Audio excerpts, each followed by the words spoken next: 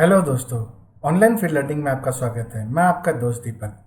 दोस्तों, आज हम जावा में बहुत इंपॉर्टेंट टॉपिक्स सीखने जा रहे हैं। वो टॉपिक है स्ट्रिंग। दोस्तों, स्ट्रिंग काफ़ी इंपॉर्टेंट क्वेश्चंस है और इंटरव्यूज़ के अंदर भी बहुत सारी जगह स्ट्रिंग्स के इनपुट्स पूछे जाते हैं। तो दोस्तों, आइए देखते हैं। आज हम लोग स्ट्रिंग फंक्शंस पे फोकस कर रहे हैं। आगे के वीडियो में हम डिटेल पार्ट में लेके जाएंगे, बिकॉज अभी ये बिगनर्स के लिए हमने बनाया है। उसके बाद आपका इंटरमीडिएट लेवल आएगा, उसके बाद एक्सपर्ट लेवल आएगा। तो दोस्तों, अभी हम स्टार्ट कर रहे हैं बिगनर्स के लेवल पे।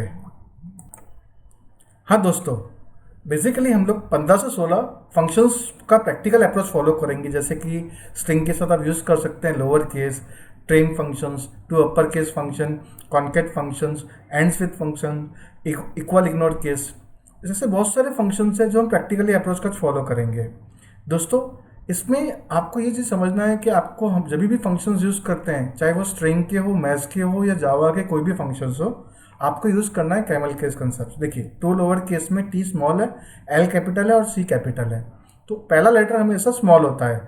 जबकि क्लास में हम यूज़ करते हैं, यदि टू लोअर क्लास नाम की यदि क्लास बनी होती तो टी कैपिटल होता, लोअर का एल कैपिटल होता और केस का सी कैपिटल होता।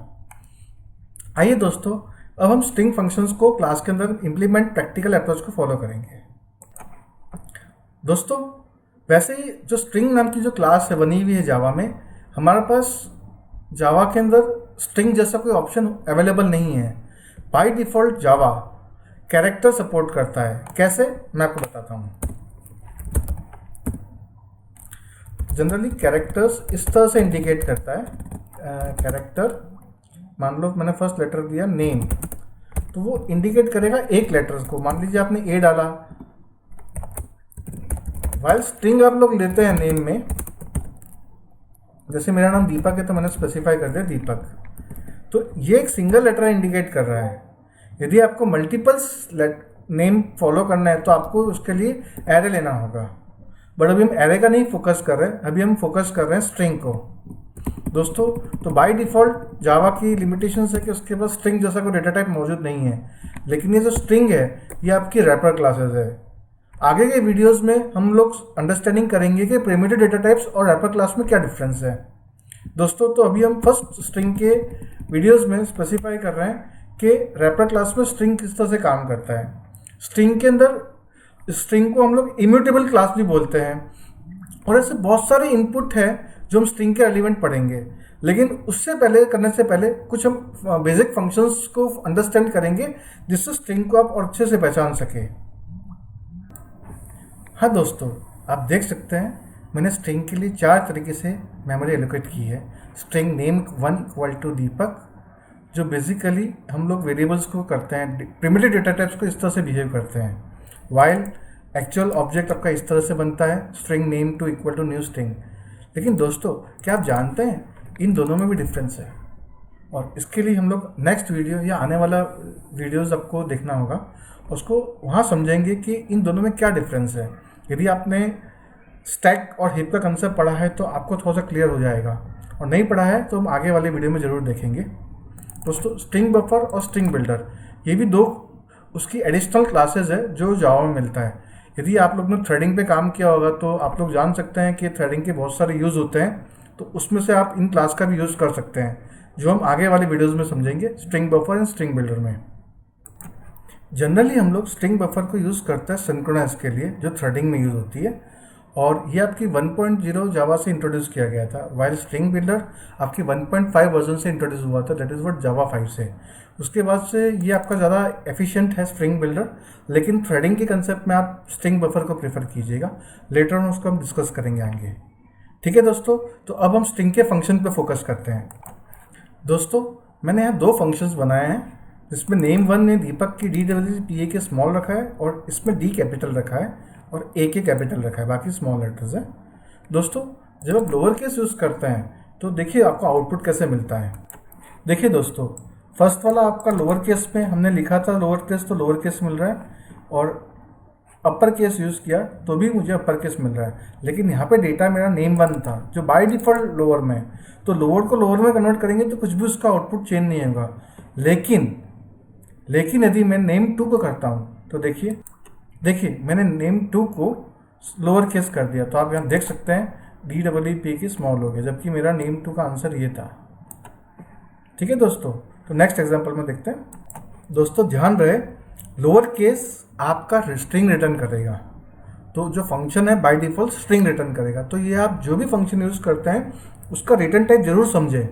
यदि डाउट्स हो प्लीज़ आप मेरे वीडियो में कमेंट कीजिए, मैं उसका आंसर दूंगा।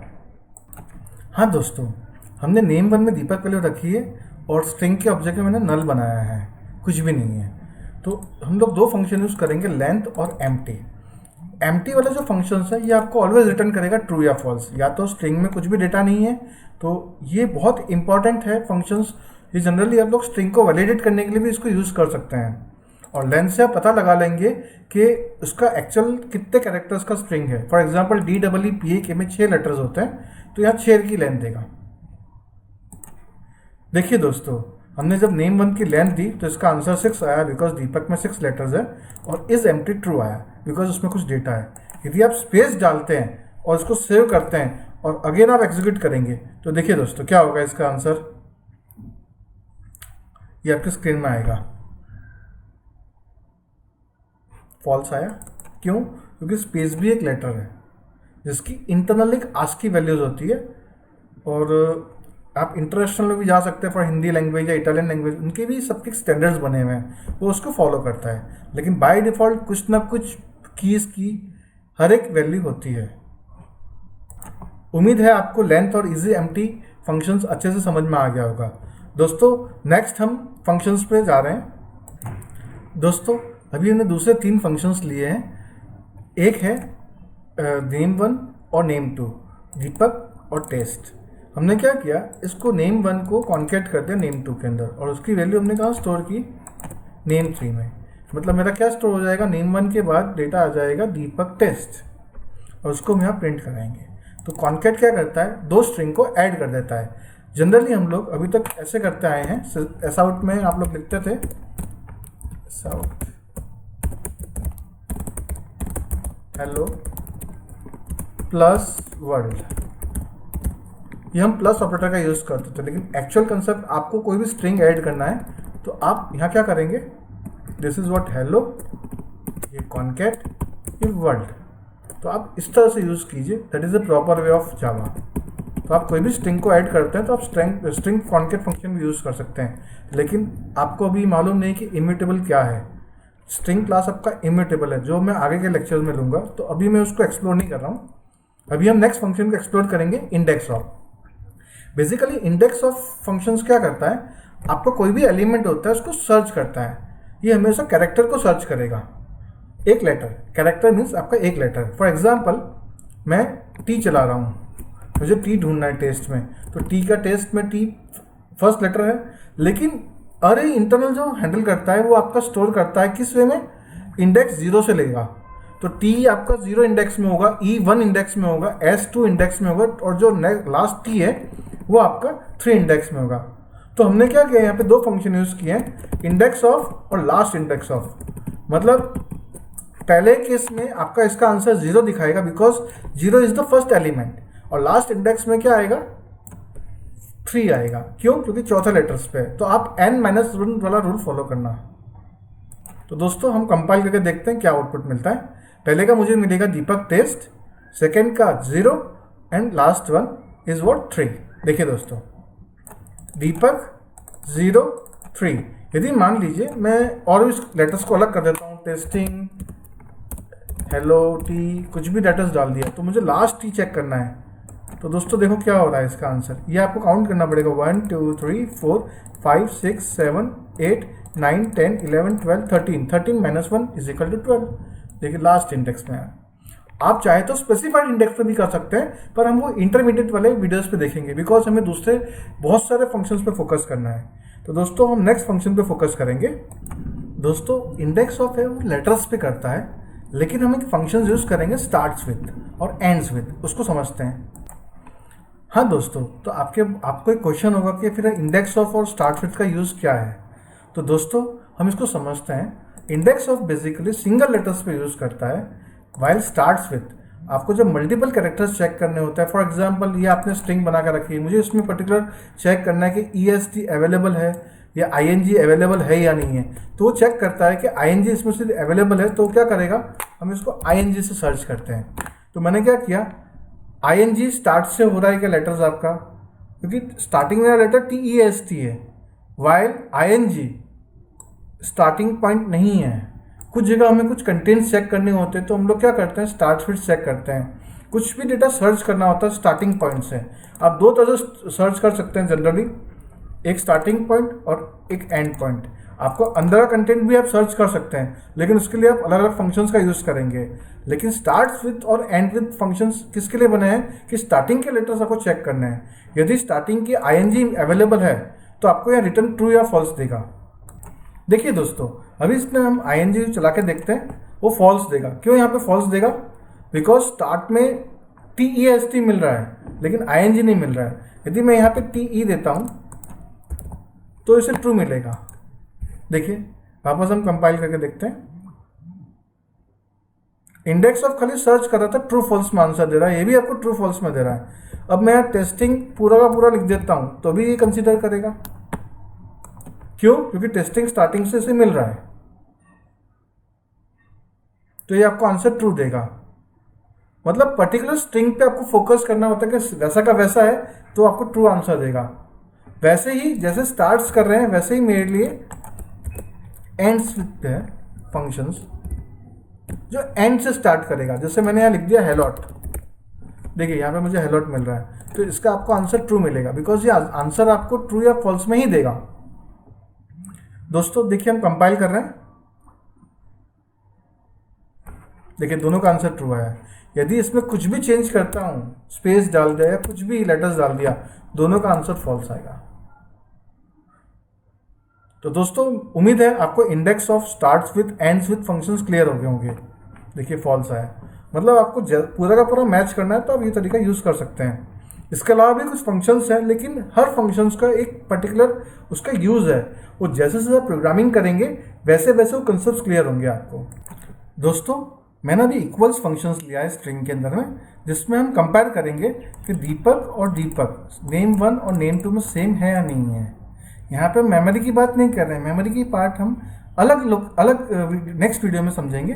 दोस्तों हम यहाँ समझेंगे कि दोनों में सेम वैल्यू है या नहीं है। तो आइए दोस्तों हम चला के देखते हैं, स्ट्रिंग 1 स्ट्रिंग 2 के बराबर है या नहीं है वैल्यूज़ की टर्म में, तो हम बात करेंगे बिल्कुल सेम है। लेकिन यदि मैं यहाँ पे इसको चेंज कर देता हूँ, मैं दोस्तों इसको मैं D कैपिटल कर देता हूँ, इस तरह से स्पेसिफाई करता हूँ, या P भी इसमें मान लीजिए चेंज कर देता हूँ, तो इसका जो सेंसिटिव है वो चेंज हो गया। तो यहाँ पे आपको आंसर क्या मिलेगा, name 2 dot equals name 1 is false. देखिए फॉल्स मिला दोस्तों, तो यहाँ पे कंडीशन गलत हो गई। लेकिन बहुत बार आपका डेटा होता है, जब आप सर्च करते हैं प्रोग्रामिंग के अंदर में, तो कुछ जगह ऐसा होता है मिसमैच डेटा मिलता है। अब आपको कोई वैलिडेशन डालना है कि यूज़र नेम सेम नहीं होना चाहिए, उसमें केस इज़ नॉट इम्पॉर्टेंट, तो उस केस में ये वाला इक्वल्स फेल हो जाता है। फिर आप वहाँ यूज़ करते हैं इक्वल इग्नोर केस। मैं दिखाता हूँ वो कैसे होगा, इक्वल्स इग्नोर केस। यहाँ पे नाम दीपक है, चाहे छोटा हो या बड़ा हो, दीपक दीपक ही रहेगा, राइट। तो वो चीज़ चेक करेगा कि सेम है या नहीं है। सेम होता है तो फर्स्ट के केस में फॉल्स देगा, सेकंड के केस में ट्रू देगा। यही स्मार्टनेस इस फंक्शंस का, जो बहुत इंपॉर्टेंट आगे आपको मालूम पड़ेगा। जब आप प्रैक्टिकली लाइव प्रोजेक्ट्स पे काम करेंगे तो आपको इन दोनों का डिफरेंस मालूम पड़ेगा कि इक्वल्स क्या रोल करता है और इक्वल्स इग्नोर केस क्या रोल करता है। उम्मीद है दोस्तों ये दोनों कंसेप्ट क्लियर हो गए होंगे। ठीक है दोस्तों, हम नेक्स्ट फंक्शन करते हैं। दोस्तों ये जो मैंने फंक्शन यूज़ किए हैं स्प्लिट नाम का फंक्शन, ये बहुत इंपॉर्टेंट फंक्शंस है। बहुत सारी जगह इंटरव्यू, बहुत सारी जगह प्रैक्टिकल अप्रोच में इसको यूज़ करना होता है, लेकिन बहुत सारे लोग डेवलपर्स को क्लियर नहीं होता है। तो आइए दोस्तों हम समझते हैं इस फंक्शन को कैसे यूज़ करेंगे। जनरली मैं स्प्लिट यूज़ कर रहा हूँ, तो स्प्लिट में आपको कोई कैरेक्टर्स देना होता है जिससे मैं इंडिकेट कर सकता हूँ कि मान लीजिए मैंने यहाँ स्पेस इंडिकेट किया है, तो जहाँ स्पेस डालूंगा वहाँ से 2 अरे बन देगा, दीपक अलग कर देगा, टेस्ट अलग कर देगा। दोस्तों आपको मालूम होगा बचपन में एक गाड़ी पर्टिकुलर एक स्टेशन से दूसरे स्टेशन जाती है, लेकिन बीच में स्प्लिट हो जाती है, आधे लेफ्ट जाती है, आधे राइट जाती है। तो वही कंसेप्ट यहाँ फॉलो होता है। यहाँ पे एक पार्ट आपके अरे 1 में स्टोर हो गया, दैट इज़ व्हाट मैंने यहाँ लिखा नेम 3 0 और नेम 3 1। एक दीपक आ जाएगा, एक टेस्ट आ जाएगा। ये आपका स्प्लिट का फंडा रहेगा। तो इसका मल्टीपल अरे हो सकते हैं, आपको चाहे तो आप मल्टीपल भी स्प्लिट ले सकते हैं, 2 3 4 जैसे आपके रिक्वायरमेंट्स हैं। ठीक है दोस्तों, इसको हम चला के देखते हैं। ये देखिए, जैसे ही मैंने प्रोग्राम एग्जीक्यूट किया, दीपक का एक ये अरे बन गया मेरा और टेस्ट का अलग अरे बन गया। और इसको आप फ्यूचर में और भी मैनिपुलेट कर सकते हैं। ठीक है दोस्तों। हाँ दोस्तों, अब हम सबस्ट्रिंग फंक्शन करेंगे। मैंने इसका इंडेक्स नंबर 10 दे दिया है। तो दोस्तों, जैसे ही आप 10 करेंगे तो आपको ये ing स्पेसिफाई कर देगा। देखिए दोस्तों, हम चला के देखते हैं। 10वां मतलब 11वां लेटर से स्टार्ट करेगा वो, उसके इनर वाले स्ट्रिंग पे जाएगा, दीपक टेस्ट हट जाएगा, ing बच जाएगा। यदि मुझे टेस्ट चाहिए तो मैं क्या करूँगा, इसको 6 से दे दूंगा, बिकॉज 0 से स्टार्ट होता है। ये देखिए, जैसे मैं स्टार्ट करूँगा 6 से स्टार्ट कर देगा।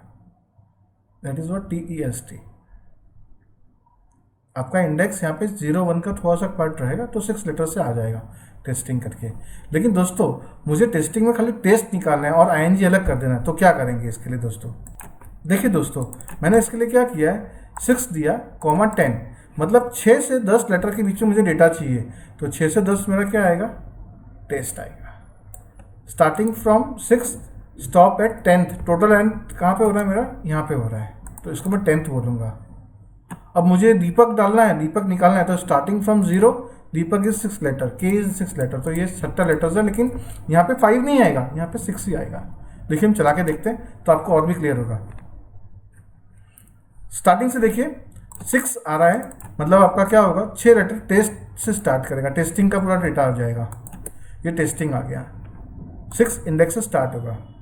6 मतलब n+1 हो जाएगा यहाँ पे, जबकि यहाँ पे 6 मतलब 6 तक चलेगा, फिर टेस्टिंग से कंसीडर करेगा, 7 को कंसीडर करेगा, 7 8 9 10।